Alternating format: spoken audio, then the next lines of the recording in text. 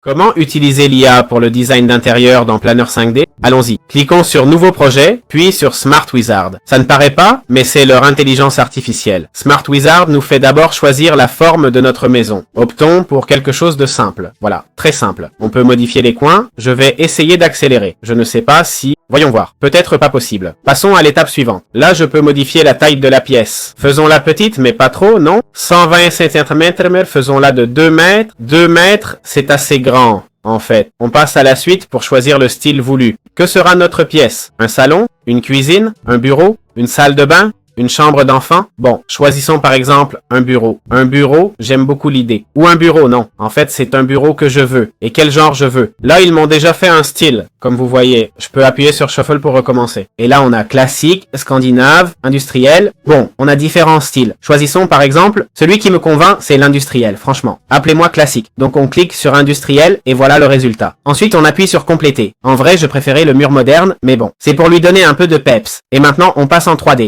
On peut visualiser ce que l'IA a fait sans souci. Descendons un peu. Et voilà. Oups, voyons. Ah là là. Voici l'intérieur de la pièce. Ça n'a pas l'air mal. On peut faire un rendu si on veut. Donc pas mal du tout. C'est vrai qu'il manque des objets. Pas forcément besoin d'en ajouter. Mais voilà la pièce créée par l'IA. Comment faire un rendu de notre plan 5D? En gros, on passe en 3D. On sélectionne la zone à rendre. On descend un peu. Je ne peux pas descendre plus. On est trop haut. Je n'aime pas la référence de la caméra. Il faut zoomer et passer en vue subjective. Voilà. On monte un peu pour faire le rendu. Supposons que, je ne sais pas, vraiment. Comme ça. Non, je veux voir les objets. Comme ça pour tout voir un peu. Comment faire? Voilà, c'est ça. On clique sur rendu réaliste, capture d'écran. On peut prendre une photo. On pourrait faire un 360 degrés avec la version pro. On clique sur rendu réaliste. Et voilà, c'est fait. On a la photo. On peut changer la qualité. Le pro est en 4K. On peut choisir 4.3, 1.1, 16.9. Lançons le rendu. Peu d'options. On peut activer l'éclairage plafond, d'accord? On peut changer l'arrière-plan, le fond du site, par exemple, pour avoir, bon, qu'il y ait une petite forêt ou une cour, voyons voir. Non, c'est un peu trop, non? Qu'il y ait une ville.